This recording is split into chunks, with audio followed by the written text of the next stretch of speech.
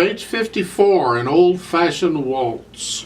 At the top, they're reminding you what a natural sign and a sharp sign and a flat look like. Probably because we're going to get them in this piece at one time or another. This is a longer piece than we're used to. This thing is 2 pages long. This is a nice piece. Somebody comes over and you're saying, yeah, I'm learning to play the piano. Oh, play me something. This is the kind of thing that you'd play for them. Okay? That's after you learn it, of course. And again, I'm recommending that as you're learning it, you add the pedal last. So learn to play it without the pedal first, and then add the pedal last. I'll explain the pedal later on what we're going to do. They're introducing what's known as an 8VA. You see a note at the top, 8VA. At the bottom of page 55, you look at the last 3 measures, or the 2 measures there. Above the top staff, there's an 8VA, and the dotted line that goes across. 8VA means play the notes an octave higher than written, or lower than written. If it's above the notes, play it higher. If it's below the notes, play it lower. Sometimes on playing it lower, it'll be an 8VB instead of an 8VA. Doesn't matter, they both mean the same thing. If it's under, you play it lower. In this case, it's play it higher. So what we have is the left hand is playing these notes in the measure before. It's the 4th measure from the end, way up there, okay? And then the right hand goes up to play these notes an octave higher. It's up here, okay? And then the left hand has to cross over to get the high. Can you figure out what that note is? Hopefully you know how to count the notes, or know how to figure out what the names of the notes are, okay? In this case, I'll tell you, it's a G, okay? It's a G here, but it's an octave higher because that dotted line means keep doing these notes an octave higher. So instead of this G, it's this G with the left hand. Then, with the left hand, and the last measure, you have to come all the way down and you play G, that's a G also, down here. So you're going here from here. Now we're starting to use a lot of the keyboard. Now when you're playing at the extreme ends of the keyboard, all right, I recommend you do not lean if you can help it, because leaning gets us off balance and it causes control problems on playing the keys. You simply twist the torso as best you can, and I'm not skinny anymore, so it's more of a struggle for me, but I can still reach those high notes without leaning too much. I'm trying not to lean. I'm just turning the torso and I'm reaching for it. You're crossing hands over with the arpeggios, so you've already had some of that before, so that shouldn't be a surprise to you. They have the RH and LH in there to tell you which hand does what. I will mention, because again, I want you to understand what's going on in the music, that a lot of music won't put in the RH and LH for you, but they'll still indicate which hand simply by the stems of the notes. So if the stems are going up, they would suggest right hand. If the stems are going down, they would suggest left. Now that's not the case all the time. So you can't say every note with stems going up is going to be right hand. That's not true. But in pieces like this one, where the hands are crossing over, they're helping you out, at least in some cases. So just look at the first 2 measures. The first measure, the stems are going down at left hand. And the second measure, the stems are going up. And they put in RH to tell you right hand, but even if the RH wasn't there, you'd probably use right hand because the stem's telling you. And then in the third measure, the stem's going down on that first note, so the left hand's going to play it. Okay? So the stems are going up and down to indicate which hand is playing what. If you look at the last line at the bottom of page 55, this is a goodie. We're starting out in the left hand, stems are going down. Then we're going to do the right hand, stems are going up. Then the left hand, the stems are going down. And then the right hand, stems going up. And that high note, stems going down. And then the last note, stems going up, but it's still the left hand. You're not going to go here and then reach down here. That's silly. You're not, I mean, come on, give me a break.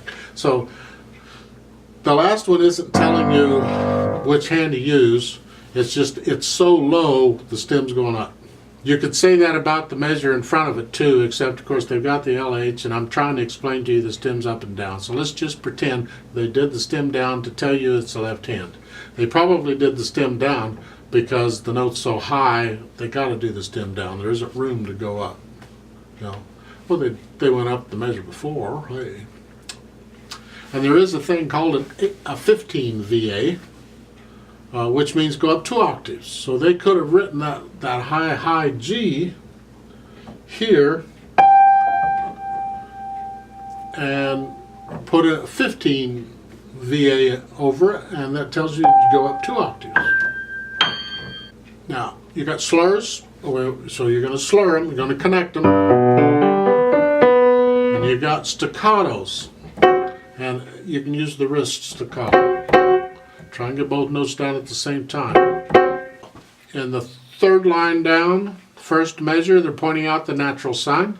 You see, this is in G major, and it's G major has one sharp, an F sharp, right? Well, they've got an F natural. They put a natural sign in front of the F because they don't want an F sharp, they want an F natural. They only need to put a natural sign in front of the first one because that natural sign is good from that point on to the whole measure.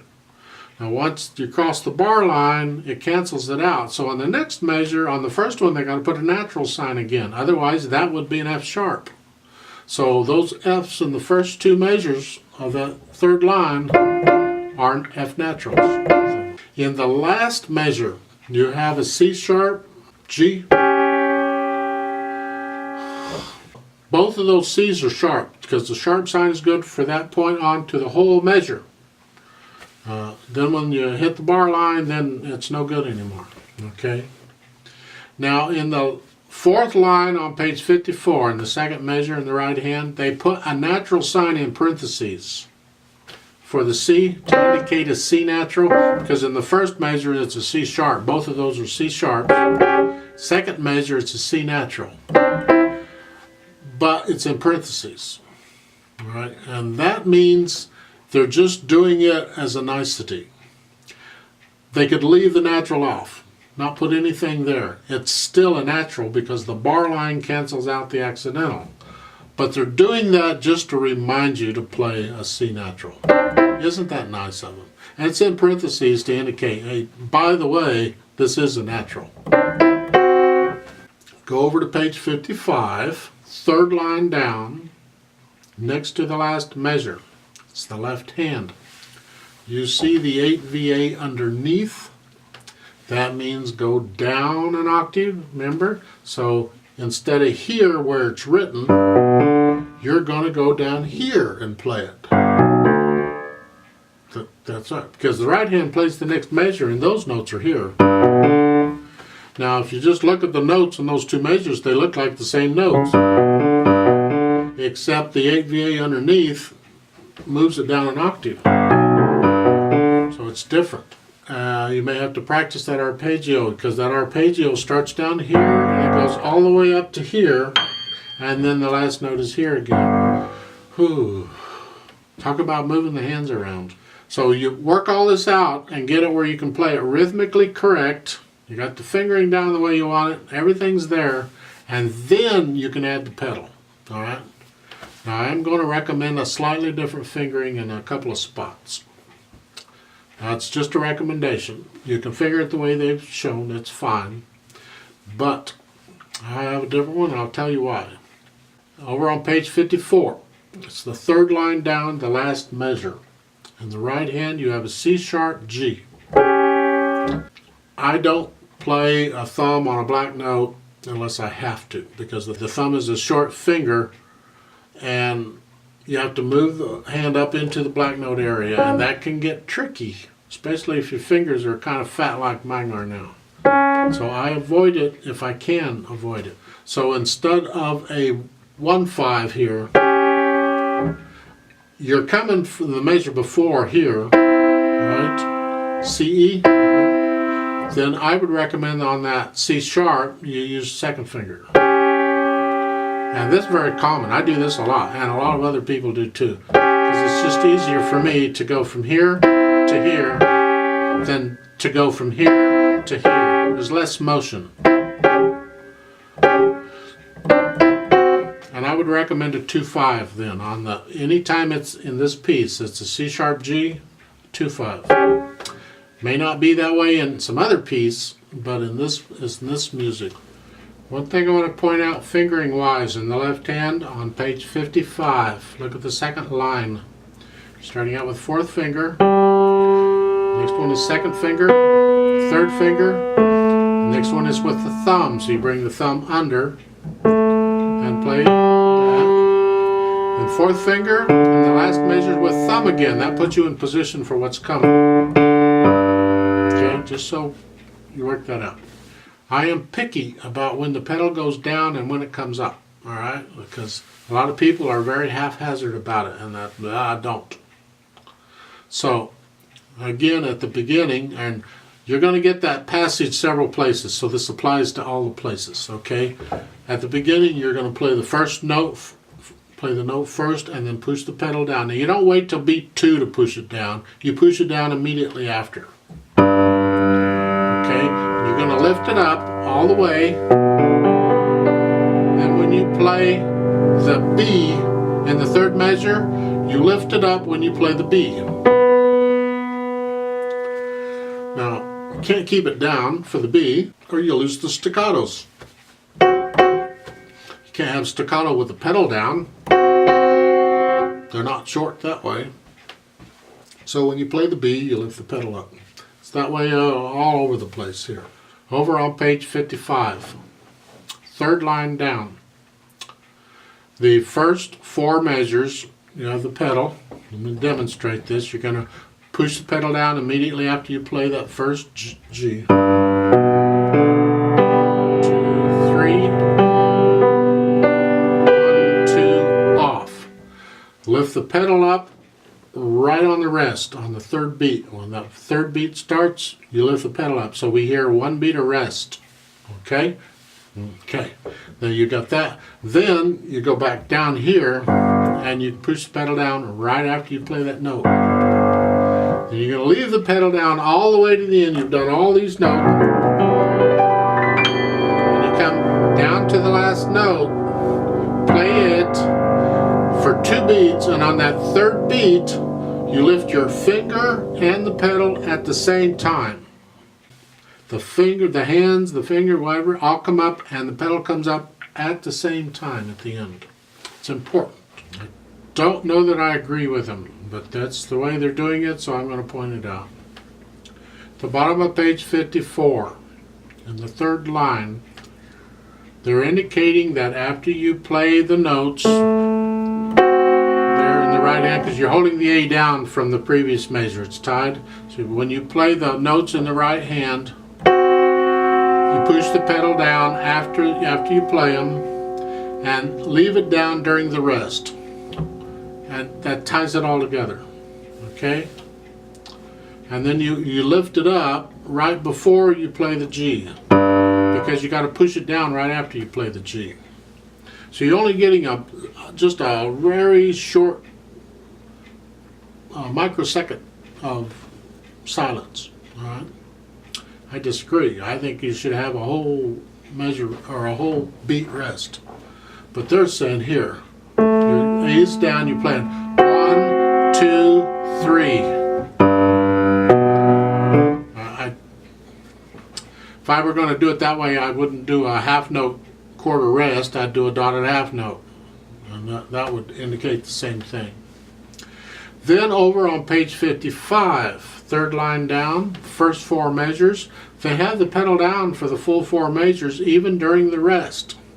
So I'm assuming even on that 4th measure, on that rest, they want you to leave the pedal down until right before you play the next note.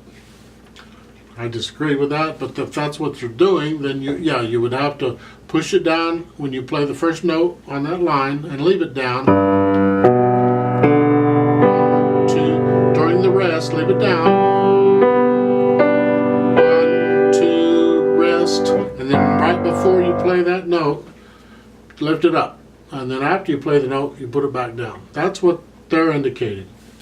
I would suggest you lift it up on the third beat on each of those rests so we get one measure of rest. I'll leave it up to you what you do, okay?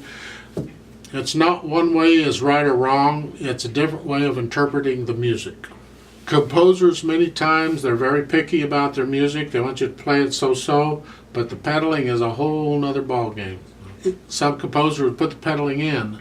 Even Beethoven put pedaling in. The problem is the instrument he had is different than the instruments we had, and if you pedal what he's indicating, you get a muddled mess. You can't pedal the way he's doing it because his instruments didn't sustain the sound like these modern instruments do. It makes a difference. So anytime they're suggesting pedaling, that's fine, but question it. Now, at the bottom of page 54, second measure, they have an RIT, a retardando, which means slow down. So you're going to playing it by yourself. You'd slow down, and then in the fourth measure over, there's an all tempo. That means resume speed. Tempo is speed. Resume your speed with the same speed you were playing at the beginning. That's what you're going to play here. So you slow down point, and then you keep going. Very common in music to do that. When we play this together, I'm going to leave the pedal out because you can hear the notes better without the pedal. And the whole idea of us playing this together is so you can hear the notes to make sure you're playing the same note I am. You can put the pedal in if you want. So this is in 3/4 time. I'll give us 3 counts and we'll come in together. So put your hands where they go to start, and that's down here in G and here in G. If you're going to do the pedal, put your foot on the pedal. Here we go. 1, ready, go.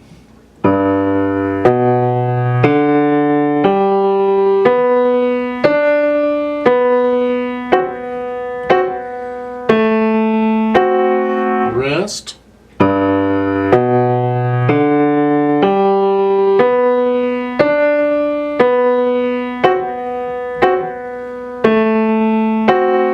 Rest.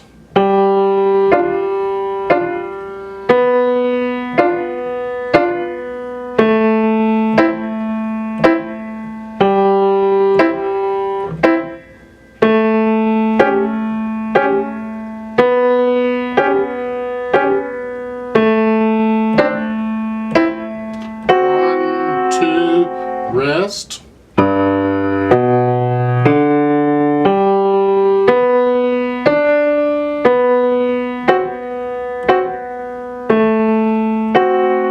Rest.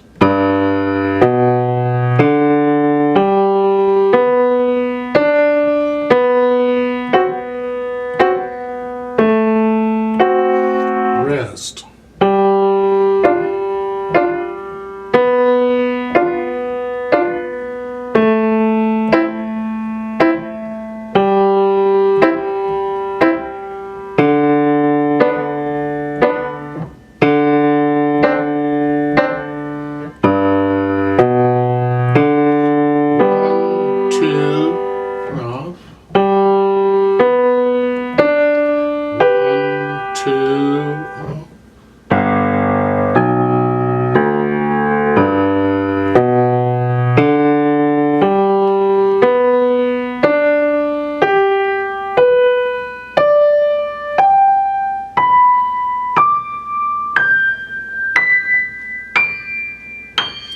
2, 3, 2, rest.